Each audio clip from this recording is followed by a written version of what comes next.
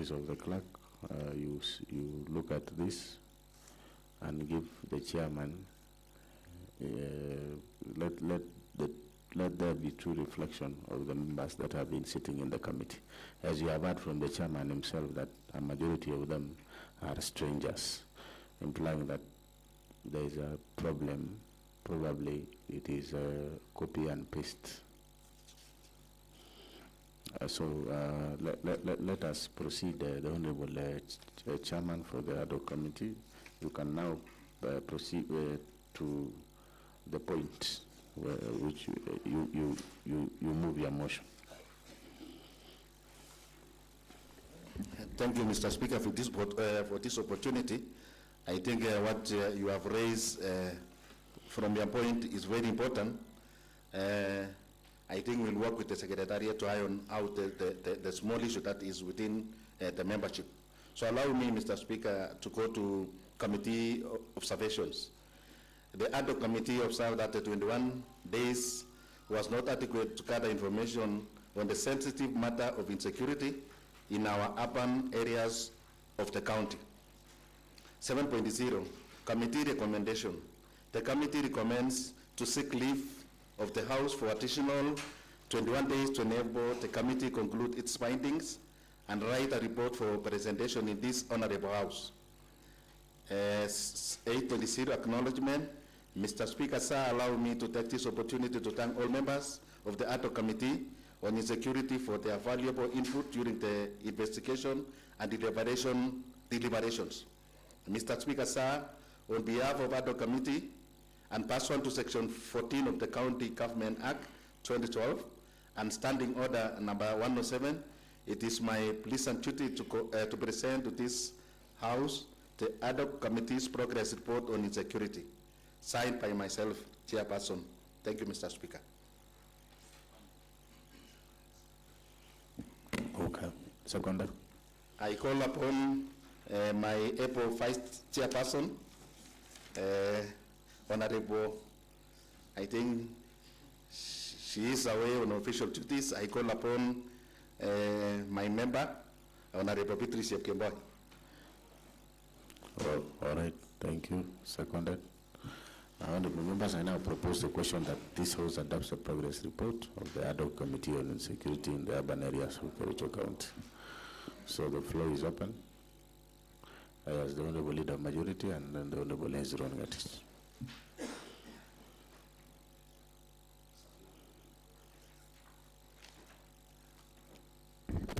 Thank you very much, Mr. Speaker. My namesake and the chair for the ad hoc committee, Mr. Speaker, I know, Mr. Speaker, they are doing a very good work, but allow me, Mr. Speaker, maybe first before I move a motion to amend this one, Mr. Speaker. Number 7.0, Mr. Speaker, that is what tied to my mind, Mr. Speaker, that says the committee recommends to seek leave of the House for additional 21 days to enable the committee to conclude its findings. Mr. Speaker, maybe before we do the same discussion, Mr. Speaker, I kindly invite you that to present your guidance to the House, Mr. Speaker, because if a report is anything to go by, Mr. Speaker, seeking a leave for 17 members, Mr. Speaker, if you try, Mr. Speaker, to look around, I know the chairman for this ad hoc committee, Mr. Speaker, has been a very loyal member of the county assembly who has always been present in these chambers, Mr. Speaker.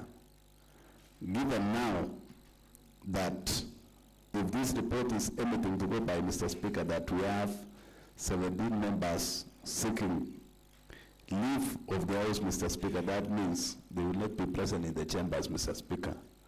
And transacting the business of this House, Mr. Speaker, might become a challenge based on what we all know, Mr. Speaker, and based on even when you check around, Mr. Speaker, we hardly get even 18 members to transact business in the House, Mr. Speaker, because of various issues.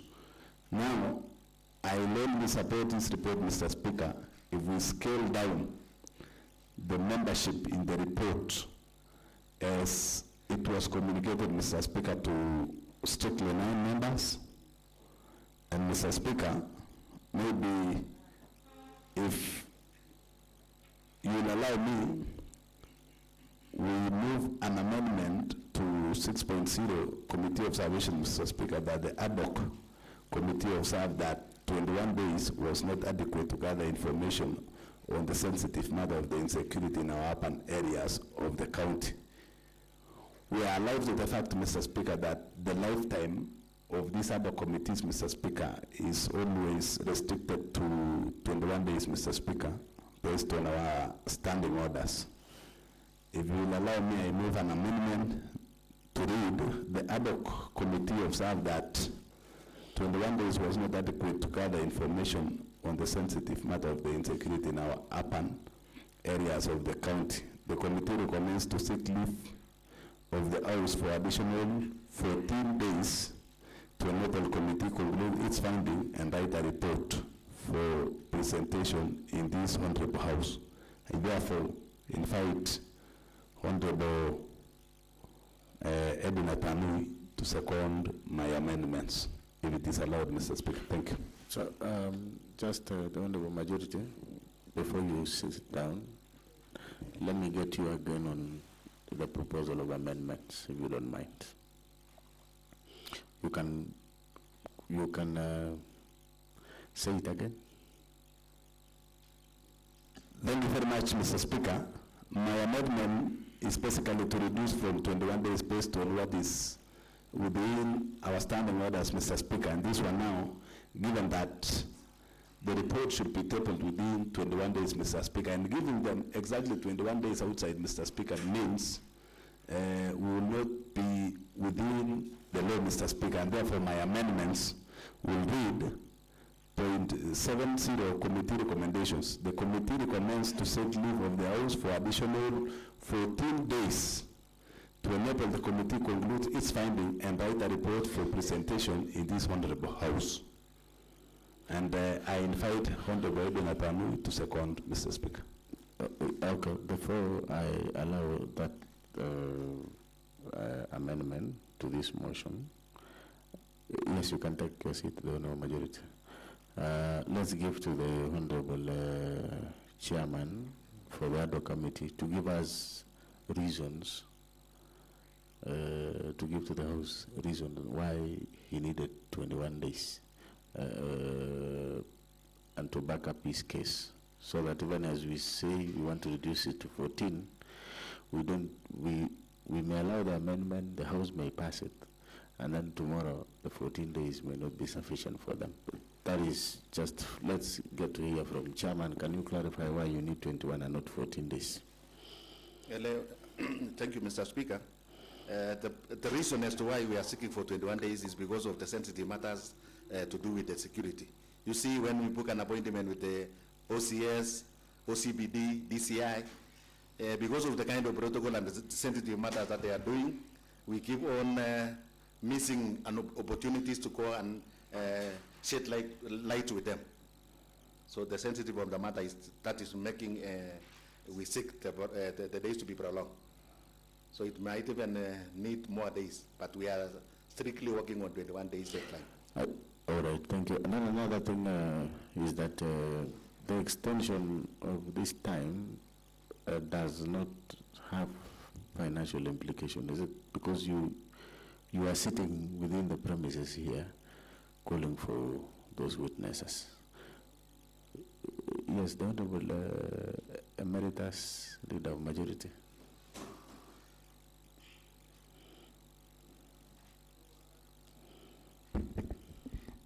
Thank you, Honorable Speaker, sir, for the opportunity you have given me, Mr. Speaker, so that I can add my voice on the motion raised by Chairman ad hoc committee, Mr. Speaker, and he doubles up the area MCA representing the great people of Kipchimchi, Mr. Speaker. Mr. Speaker, this ad hoc committee was established, Mr. Speaker, in this house to look at into close to 6 matters, Mr. Speaker. Specifically, Mr. Speaker, one is to look at on the implementation status of the Kericho County Inspectorate Act of 2014, Mr. Speaker, which establishes the county inspectorates whose roles, among others, include to work with the National Police Service to maintain law and order, Mr. Speaker. The second was to review the Trade and Market Act 2014 to establish Markets Committee, Mr. Speaker. And it went all through, Mr. Speaker. Mr. Speaker, before I pose whether to support or to reject this motion, Mr. Speaker, it's because, Mr. Speaker, I was expecting and I was having expectation, Mr. Speaker, from the chairman of the ad hoc committee, Mr. Speaker, to convince us on why they require additional days, Mr. Speaker. Secondly, Mr. Speaker, we need the chairman to convince us and to give us the bread where they have reached, Mr. Speaker, in the report and in the entire progress report, Mr. Speaker. Because, Mr. Speaker, we need the chairman to tell us, Mr. Speaker, although there is, he said there is some sensitive information, Mr. Speaker, information they want, but there is other points, Mr. Speaker, we doesn't need without a new time, Mr. Speaker. We need the chairman to give us that out of these 6 points, Mr. Speaker, we have done this and this and this, where we are living, where it has, the balances or where we have reached is this, and we need more time because of this, Mr. Speaker. Mr. Speaker, the formation of ad hoc, Mr. Speaker, will lose meaning, Mr. Speaker, if we don't strictly go as by your directed schedule time, Mr. Speaker. Mr. Speaker, and we'll be encouraging the laziness, Mr. Speaker, if every now and then another committee has been given, let's say 21 days, Mr. Speaker, they come, we add another 21, we come and add another 14 days. So it loses the meaning, Mr. Speaker. So, Mr. Speaker, as much as I know the magnitude of the work the chairman was bestowed to him, Mr. Speaker, because of the bulk of the areas to look at, Mr. Speaker, we need now the progressive report. When we say progress report, Mr. Speaker, is to come and elaborate to us that we have done this and this and this. We are left with this, Mr. Speaker, and we need time for this, Mr. Speaker. Others, Mr. Speaker, this was a good motion by chairman, Mr. Speaker, but 21 days, Mr. Speaker, is a lot, considering the fact that we have a lot of work, Mr. Speaker, and we had enough time during recess, Mr. Speaker, which we was expecting the committee to deliberate more on this, Mr. Speaker. So, Mr. Speaker,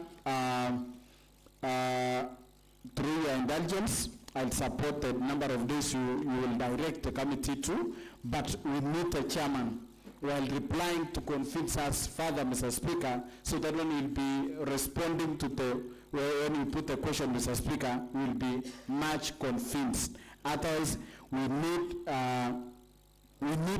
the CADO committee to move with speed, Mr. Speaker, because some of the things like to check the status of the functionality of street light within key urban areas and floodlight in the markets and mapping out areas that lack the street lights and necessary legislation, policies, and management of the same, Mr. Speaker, are things which doesn't need a lot of time. I think, Mr. Speaker, that is what I can say for now. Okay. Maybe members of the committee, the Honorable, I have seen 3 hands. The Honorable Maritim, and then I'll give to Honorable Irene, and then Honorable Paul B. on your views before we allow the amendment. Thank you, Mr. Speaker, for giving me this time to also contribute. Mr. Speaker, insecurity is a very sensitive matter, Mr. Speaker. And looking at the membership of this ad hoc committee, Mr. Speaker, 17 of them, Mr. Speaker, and they have consumed 21 days, Mr. Speaker, and giving us a recommendation of adding more 21 days is just a joke, Mr. Speaker. So it shows laziness within the committee and should not be added 21 days. They should be given 7 days to work on it day and night and bring us the report, Mr. Speaker. Thank you.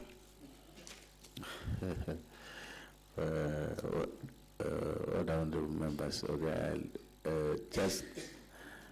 I think on the matter of the number of the members of the county assembly has been dealt with. There are 9, that is the records are clear. The only thing is that now, and the chairman I think has confirmed that he has 9 members, and we have said that there is a problem with the office of the clerk on the person who generated the list of the membership. So let me give to Honorable Irene, and then I give to Honorable Paulby, and then Honorable Anita. Yes, before we allow the amendment.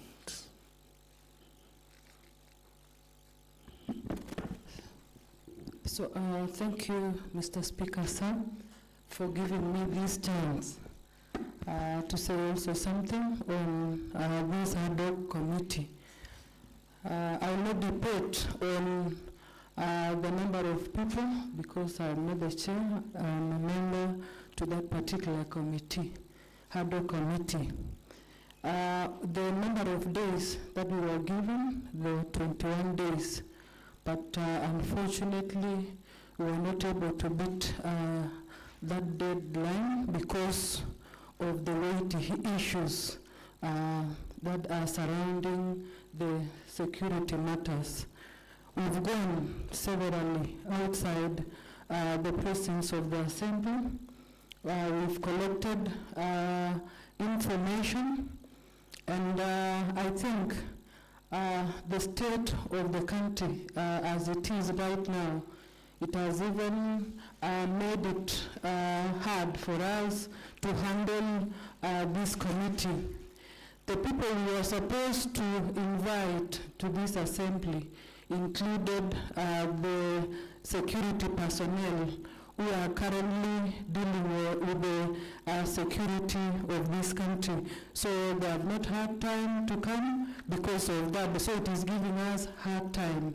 So there is this matter of security here, and then another insecurity matter emerges. So maybe it is upon the speaker now to decide on the number of days to be added, and we will stick to the number of days that the speaker will pronounce himself. So thank you. Otherwise, we are so far, it is only that we did not give the progress report, but we have done much pertaining the insecurity in this county. Thank you. All right, thank you, the Honorable Irene. The Honorable Paul B.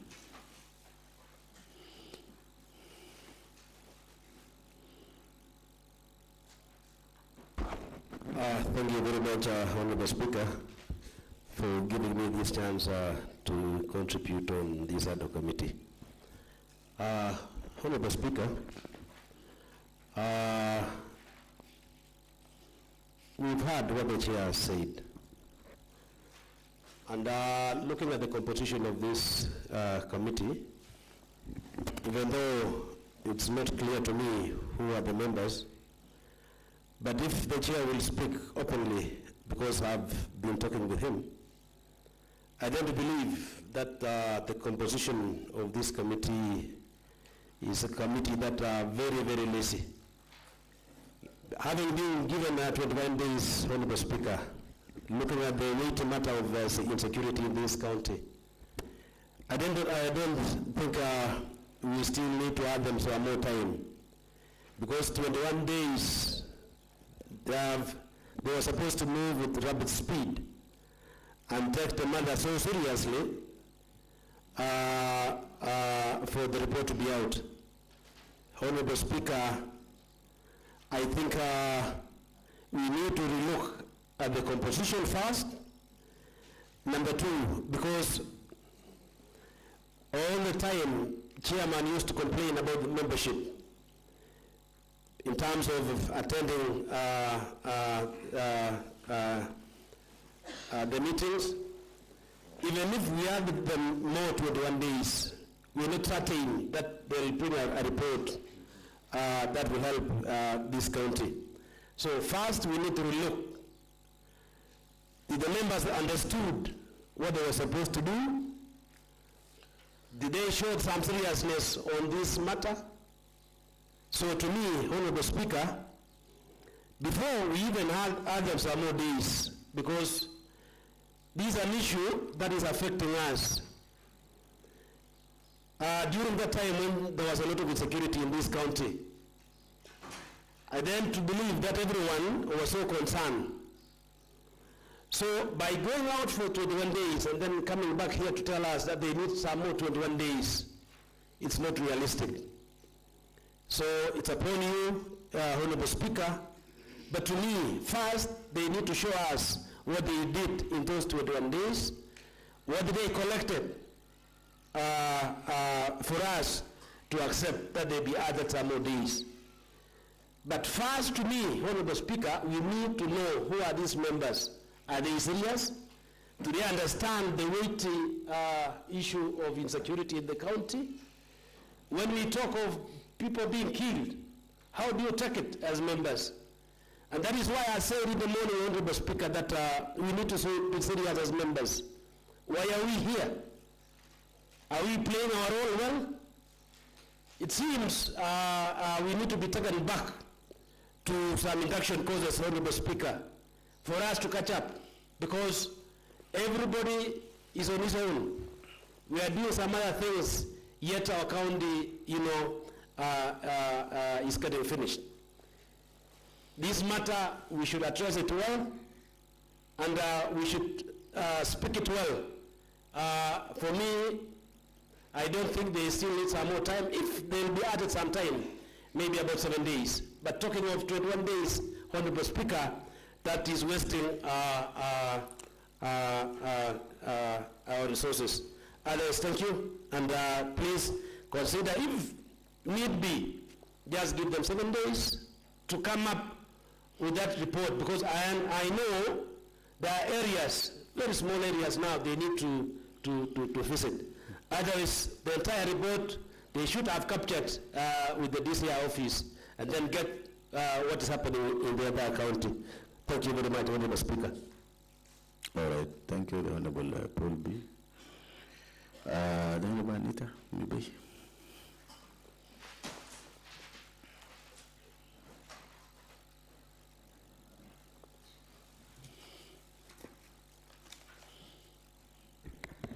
Thank you, Honorable Speaker, for this opportunity to support this motion. Being a member of the committee, Mr. Speaker, sir, and looking at the weighty issue on security and the magnitude of the work that is within us as a committee, Mr. Speaker, sir, I would like to support the request for additional time, especially having shared some of the challenges, Mr. Speaker, sir, that we faced as a committee as we deliberated on the issue of insecurity, which was highlighted clearly by our chair on the failure by some of the key officers that we were supposed to have engaged to be able to finalize on this report, Mr. Speaker, sir. I would like to mention this to the members that so far we have been able to engage and reach out to most of the stakeholders that we anticipated to get information on what we're trying to find solutions on. And I think at this point, Mr. Speaker, sir, it's our request that you rule out for us to have these additional days, especially looking at the commitment and some of the sacrifices the members have had the past few weeks with so many other activities, Mr. Speaker, sir, that were ongoing, especially with the Committee on Budget, where at some point we had to leave our chair, rush, attend the budget committee, try to be all over, Mr. Speaker. So I think it's just going to be fair enough to give us this request on additional days to be able to finalize on this. And Mr. Speaker, sir, for Honorable Martin to say this is a joke, Mr. Speaker, sir, as a committee, as a member of committee, I feel like we need an apology, because we've done our best. To some extent, Mr. Speaker, sir, when we visited some of the affected families at Kapsoit areas, these were some of the most touching moments when you have to ask questions about someone who's lost life, talk to families who've lost their loved ones. And I want to assure this House, Mr. Speaker, sir, that given this additional timeline, we will be able to actually come up with recommendations that would help this county with matters in security. Thank you. All right, I think that is well presented by a member of the Committee of Insecurity. Honorable members, of course, I know you know this is a motion, and there are several proposals of amending it. And you know the starting orders are very clear on the process. Probably I'll still give one honorable member to contribute, and then I'll give to the leader of majority to whether he might have considered not proposing the amendment again. Again, the Honorable Raban, order first, the Honorable, after Honorable Raban. Thank you, Mr. Speaker, I also rise to contribute on the motion before the House that has been presented by the chair of the ADO committee on the insecurity in the urban areas of this county. Mr. Speaker, even before I contribute, I would wish the chairman, when it comes to reply this motion, to the motion, there was a very weighty thing that a member raised here, that was on the Paul B. I'm aware this committee has been sitting, but it will be very unfortunate if there are members who have not been attending the meeting, because this is a very serious thing. The issue of security, in fact, is not our function. But Mr. Speaker, coming up with this ADO committee, it is something that is welcomed, because the proposals that this committee will give to the agencies charged with security will be key, and it will be an impact that this House has done. So, Mr. Speaker, I want to request the chairman, when it comes to reply, because I'm also fortunate to have spoken to Ms. Anita, who is a member of this committee, and she seems to know that the membership listed here up to 17 was deliberately added by the chairman of the committee, perhaps to bridge the gap. Yes, Mr. Speaker. So the Honorable Anita, your point of order, please.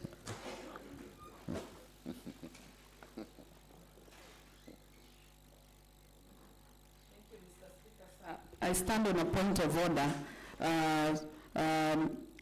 regarding the malicious information that's being given out by Honorable Rogon, that I confirm that members were added by our chairman. Mr. Speaker, sir, as our chairman indicated that he knows that we have 5 members, and he asked for your indulgence. I think, Mr. Speaker, sir, it is out of order for my honorable member to allude that I have actually hinted to him that we are not 9. I cannot confirm this, Mr. Speaker, sir, but our chairman has the right information. Kindly, Mr. Speaker, sir, through your guidance, let him withdraw that statement. Okay, order the honorable members, order the honorable. I want to draw attention to you. Order, standing order number 101, on responsibility for statement of facts. Of course, and I read, a member shall be responsible for the accuracy of any facts which the member alleges to be true, and may be required to substantiate any such facts instantly. So the Honorable one, you need to substantiate or you withdraw. Thank you, Mr. Speaker. I will stand guided. We indeed had a talk with the member. Unfortunately, maybe she didn't want this to be brought up here, but that notwithstanding, let me withdraw and apologize to the member. Okay. But as I warned Mr. Speaker, this committee is a very serious committee. I wish, Mr. Speaker, you took an effort to ensure security is restored in this county. So, Mr. Speaker, if there are members who are not attending this meeting, then even the 21 days requested for by the chairman and the committee will not bear any fruit if the sentiments raised by the members here is anything to go by. As I warned, Mr. Speaker, I would wish, I know the ad hoc committee on security is currently reaching out to a number of agencies within this county and the people responsible for the security. I wish they give us as members the timeline, the dates when they'll be visiting the various places, because I'm affected as a member, because in my ward we have nearly 3 scenes where insecurity is rampant. I wish Mr. Chairman and Mr. Speaker, the chairman should give us dates when they'll be visiting the various places so that we accompany them, we take the views from the members of the public. With this, Mr. Speaker, I stand to support this motion. Thank you. Okay. Yes, the Honorable Leader of Majority.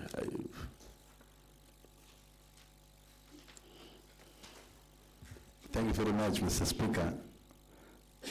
Having had submissions from the chair, this is a very hard-working chair, Mr. Speaker, based on my own examinations, Mr. Speaker, and evaluation. He has even worked hard, Mr. Speaker, to a level the communication that you used to create the same ad hoc has been circulated in our official group, Mr. Speaker. And we've seen the kind of members who impose themselves to the same committee, Mr. Speaker. And now maybe the chairman for ad hoc committee, Mr. Speaker, before he even starts the sitting from the time, if this house will give a green bill of health to extension of the same time, Mr. Speaker, to give strict instructions to the committee clerks, Mr. Speaker, say that before they produce the report, you see they have embarrassed the chairman, Mr. Speaker, and this is a very official, very good chairman. Now, you see they've embarrassed him, Mr. Speaker. I even see the chairman, this is not the normal look for this chairman, Mr. Speaker. I think he's so much embarrassed by the report that is before the House, Mr. Speaker. But having had his submissions and with the information surrounding the security issues, Mr. Speaker, and the availability of the same security apparatus, Mr. Speaker, the chairman has whispered to me, Mr. Speaker, that before you invite the OCS or the OCPD, Mr. Speaker, it must be through the National Police Service, Mr. Speaker. You have to write to them that we need information from so and so. Otherwise, if they come or they just appear before a set committee and give informations, the other or the headquarters might distance themselves from the information given by the security apparatus, Mr. Speaker. You know, Mr. Speaker, this also is informing us that going into the future, Mr. Speaker, in our standing orders as we are meant, we need to create a committee on security, Mr. Speaker. Just like what is in the Nakuru County Assembly, Mr. Speaker, they have a committee on security that they are charged with looking into various information. So even supporting our own issues using our own standing orders, Mr. Speaker, summoning people to give evidence on issues of security, Mr. Speaker, while we don't have the creation of the same committee in our standing orders, might also give us other challenges, Mr. Speaker. But we are representatives of the people. I therefore withdraw the amendments that I wanted to put forth, Mr. Speaker, because the chairman has since cleared the air on membership and on the worthiness of this information. But, Mr. Speaker, I kindly request that the members of this committee should effectively support the chairman, Mr. Speaker, for us to get a very good report. Thank you very much, and God bless. Okay, thank you so much, the Honorable Leader of Majority. I think the matter of amendment has been dispensed, but the Honorable Chairman and your team of this committee, please note the sentiments of the Honorable members as you fast-track your investigations and proceedings and the report. So at this point in time, I'll give to the Chairman, the ad hoc Committee on Insecurity, to reply to the motion. Thank you, Mr. Speaker, for this opportunity. I think I must sincerely thank the Honorable House for giving a lot of consideration to the weighty matter before us. I know, Mr. Speaker, sir, when we say there is a challenge booking an appointment to see the OCS, I think most of the members were seeing the proximity between the county assembly and the police station. But I want to put it clear, Mr. Speaker, sir, that when we want to see an OCS or OCPT or DCI as a matter of urgency, you have to write a letter to the National Police Service. So I think because of that kind of challenge is what necessitated us to seek this honorable house for the extension of time. So, Mr. Speaker, sir, I want to take this opportunity to thank these members. Then I say, I promise that we will work hard. And then, if you allow me, I have identified the members that were officially in my committee.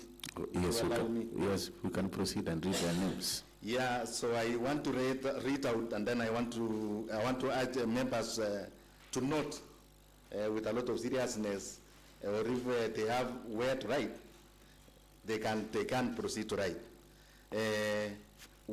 First is the Honorable Philip Mutai, myself being the chairperson.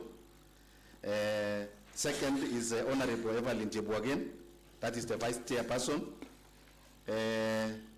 Third is Honorable Eric P., who has been very active. Eric Pett, that is the Honorable Deputy Speaker. Okay.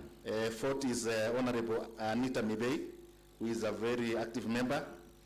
Fifth is Honorable Beatrice Yepkemon, who has also been very instrumental to this committee. We have Honorable Isaac Matker. 7 is Honorable Irene Chebet Langat. 8 is Honorable Aaron Rotich, who happens to be the Chief Whip. And 9 is Honorable Moses Rotich. I think those are the official members who have been active and engaging with me in this journey and collecting views from members of the public. Thank you, Mr. Speaker. Okay. Honorable members, you have heard from the chairman himself on the composition of the membership of the ad hoc committee as per the communication to the House sometimes back. Honorable members, I now rise to put the question that this House adopts the progress report of the ad hoc committee on insecurity in the urban areas of Kericho County. Will as many as are of similar opinion say aye? Will as many as are of the contrary opinion say nay? And the ayes have it.